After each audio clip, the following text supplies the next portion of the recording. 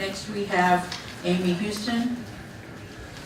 Amy, I hate to do it, can I have you kind of condense and do it in like maybe 3 or 4 minutes? I'm going to do my best. When I practiced this, it was 2 minutes, and I tend to speak fast when I'm nervous, so I'm going to do my best, and if you have questions, please feel free to ask me.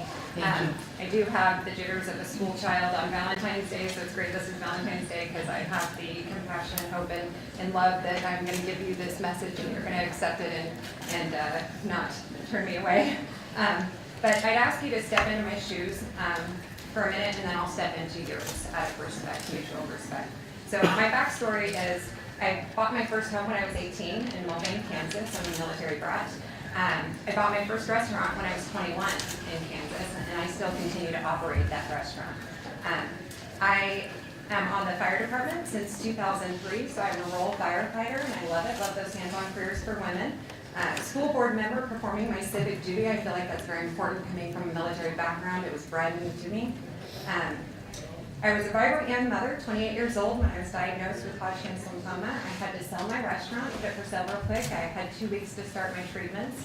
I did start my chemotherapy, but I had to keep my corporate job. At the time I was working in town to have a little extra income and to get out of my little self-employment bubble of, when you live in a small town and work your own business, you kind of get into a bubble. So I'd gone to work in town. It was just God's good grace that I ended up having a job with medical insurance, working as a GM. But when I was diagnosed with Hodgkin's, unfortunately, I hadn't been working there for a year, so the corporation had let me know, you don't have FMLA, sister, so you're going to have to work perform the duties of your job. So I had to work 10-hour days in a row. One of the responsibilities of my job was that it was a 50-hour work week.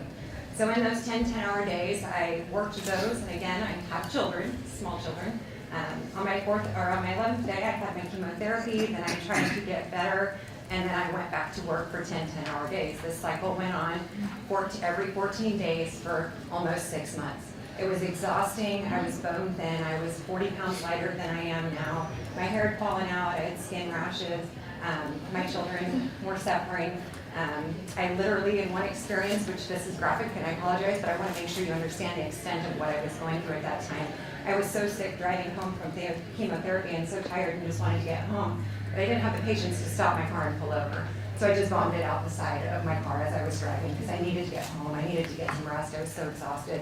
And for 2 weeks, taking my children to school, there was dry vomit on the side of my car. So that's one of the things that my children remember. They have a lot of poor memories from that time. But I was put into remission, and I was able to reopen my restaurant because the gentleman that bought my restaurant defaulted on payment during my chemotherapy, so I repossessed the equipment. So positive and negative there. Moving forward, when I started my radiation, that's every day. You can't do that every 2 weeks, so I did have to lose my corporate job and start paying for COBRA. Medical bills started coming in, and you get the small medical bills that are $300 to $400, and those are from your anesthesiologists, your surgeons, your individual doctors. And those you can't make payment plans on, so you have to let them go to collections in order to make payments. So I had to, after I extended all of my credit, I had to start letting things go to collections, which my credit score went down horribly. So I had this high debt, and I had all of this stuff on collections, and the bigger industries like the hospital and the cancer center let me make payments, but over $60,000 worth of medical debt is what I ended up with. And that was with having medical insurance at that time. Okay, so that's my portion of medical debt from having cancer at 28 years old. In 2013, Dr. J, my oncologist, retired, and he had told me, because of how closely they were monitoring me, that the cancer had come back in my left neck. He said, you wouldn't know it if it wasn't for the fact that we were looking at you so close. We were monitoring you. So he said, I'm not really worried about it, but unfortunately, Amy, you're not going to be able to get off of this train in 5 years like most people who go into remission, right? You're going to have to keep seeing me, and we're going to have to keep doing this every 3 months. At that time, I had decided to file bankruptcy. It was really hard. I had to drop my pride. I'm a very prideful person. I believe in paying my bills. I'm very fiscally responsible. But I was so depressed. I was so overwhelmed. I had all this debt. I didn't know what to do. So I went to a bankruptcy attorney in Wichita, and I found out I didn't qualify for bankruptcy. I will elaborate on that if you want, but I don't qualify for bankruptcy. It was not an option for me. So I had to figure out how to pay my bills. So instead of continuing my medical care and going back to the oncologist, I decided I needed to get my life back on track. And by getting my life back on track, I had to cut my debt, start paying down debt, and I had to stop the bleeding. I had to stop going to the doctors and adding more debt because by this time I no longer had medical insurance. I did apply in the marketplace 5 years in a row. All 5 times I was sent to Medicaid. All 5 times Medicaid denied me. During the months that I could afford medical insurance, I would get medical insurance. I would get as much stuff done I could in those few months that I had medical insurance, and then I would just cancel my insurance because I couldn't afford the premiums. So I'm sure Kansas insurance companies lost a lot of money on people like me over the last 5 years. Now I want to step into your shoes real quick and say, who is Senate Bill 38 targeting? Who will it help? The first demographic is people that are already on Medicaid. As a small business owner in Kansas, I have 2 or 3 people a month that contact me and ask me if I will employ them under the table. Because they're on Medicaid and they can't make more money than what they make.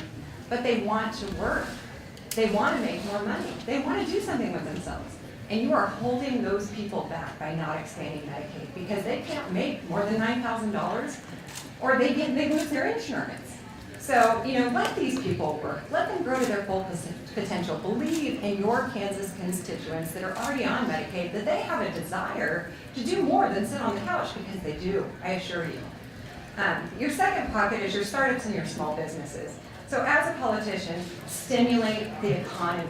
Tell the main streets of your small towns that it's okay for a business to open up, that, yeah, you're not going to make money in the first few months, or even maybe the first few years, but you're going to have medical insurance. Take that jump. Open up that business on Main Street, Kansas. Our downtowns need it. So tickle that economy. Give us a reason to get people in those businesses and start up those businesses, and give a reason for business owners to stay open and keep their doors open. The third demographic is your rural Kansas farmers and your hearts of the community. Tell that business owner that is the only business in a 30-mile radius that they can stay open, that they're the only person with a public restroom and coffee. Tell them they can stay open. Let them know they can have medical insurance. They don't need to be holding on and end up closing, and we have no businesses left in these areas. As to your rural farmers, they are the people that are trying to transition their farms. I'm trying to go fast. I see you looking at the clocks. I swear, I'm almost done. Your rural farmers are the ones that are trying to transition their farms right now. Soybeans, milo. These things aren't making money for Kansans anymore, Kansas farmers. They've got to transition cotton. That's one of the only things that we can grow in Kansas right now that's going to make some good money. So they've got to take some time to not make some money and to reorganize their farms. And tell the children of these farmers. So these 40 to 60-year-old farmers, that their children have gone in town to work to get medical insurance for their families and will not work at the farm is dying. Tell those children to come home and work their farm. They can have medical insurance if the farm isn't doing well. They can have it. They can do it. Tell these people. So the last thing I want to say is, let's face it, the majority of people in Kansas who don't have insurance through their employers are the employers. They're the people that have businesses. And when it comes to Obamacare, if a constituent comes to you and says, why are you supporting this? The stuff going on with Obamacare, your answer is, who cares? This isn't about Obamacare. This is about Kansans. This is about small businesses, the hearts of the community, the farmers of Kansas, the children of Kansas. This is about Kansans. It has nothing to do with Obamacare. So please expand. Thank you. Thank you. Today you testified in the Medicaid expansion hearing, and you touched on a couple of things that I think were pretty interesting. You also alluded to some of the health struggles that you've had and how that's impacted your business. Could you go into that a little bit more? In 2009, I was diagnosed with Hodgkin's lymphoma, and that was the end of 2009, November. So I put my restaurant for sale. I was working 2 jobs, my corporate job in Wichita to kind of get out of my bubble from owning my own restaurant. Anybody who has been in business for themselves will understand that concept. I'd already been in business for myself for 7 years by that time, having bought my restaurant at 21. So I was working a corporate job that had medical insurance. I was general manager, and I had had to start my chemotherapy treatments. I had 2 weeks. So I put my restaurant for sale in the Wichita Eagle, and a gentleman from a surrounding community came down and offered to purchase it. We had the lawyer next door draw up the papers, and I carried the note, and he was the new owner of the pizza place in Mulvane, Kansas. I started my chemotherapy treatments, and because the corporate restaurant, I hadn't worked there for a year. I didn't qualify for FMLA, so I did have to continue to perform the duties of my job, which included working a 50-hour work week. So I had to change my schedule to where I was working 10-hour days in a row in order to have 4 days off to do my chemo. During that time, the gentleman that purchased my restaurant defaulted on payment, so I had to repossess all of the equipment. And then daily radiation began. During the time of daily radiation, I was not able to perform the duties of my corporate job, so I did lose my job at that time.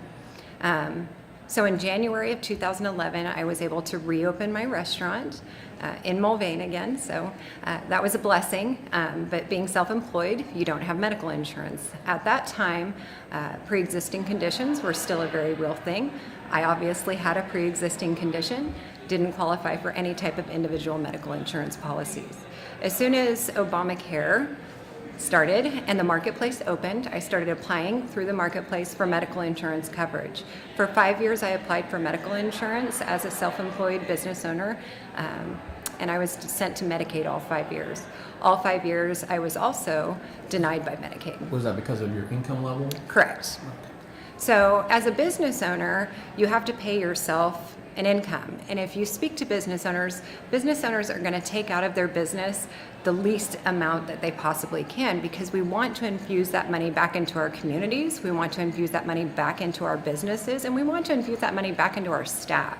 So what I take from my business is less than what the marketplace says I need to make in order to qualify for marketplace insurance. I have to make more money. I have to take more from my business in order to qualify for that coverage. Unfortunately, I didn't make enough money in my personal income from the business to qualify for marketplace income. I think I heard you speaking earlier about the fact that in order to get over that threshold, you're faced with some decisions that may not be optimal for the business. Correct. So luckily, through the Alliance of Healthy Kansans, I was able to, Nicholas was able to put me in touch with a healthcare navigator who came down to my business and helped me navigate the marketplace. In navigating the marketplace, I found out that I had to project my personal income higher. So that's this 2017, December of 2017 was when I found this information out, that I had to make more money in order to qualify. I didn't know why I kept getting denied. I had no idea why I couldn't get insurance. The navigator is who helped me learn that. So I had to project my income about $20,000 more than what I normally pull out of my income. And I also had to decide how many of my dependents I was going to claim, because I do have 4 sons. And with my ex-husband being a farmer, transitioning to cotton, because the commodities market is not good in Kansas right now. You need to really transition into a product that they can make some money on, and cotton is about the only one that can be grown in Kansas that is something they can make money on. So last year, my ex-husband was like, hey, claim the kids because I'm showing a loss on my business, you know? So I did tell her I'm gonna have to claim all the kids, because I don't foresee the farm, which is a very decent sized farm in South Central Kansas, making money again this year. So I don't think I'll have the luxury of not claiming children. With claiming all of my dependents and the income I had to meet in order to qualify for affordable health insurance, there was about a $20,000 difference. So in that difference, I'm going to have to decide this year, do I spend 2018 working on my health and having all of the procedures done that I need to have done, and going to see the oncologist and have the testing done that's been kind of racked up for a little while, or do I lay off 2 employees and work my business more?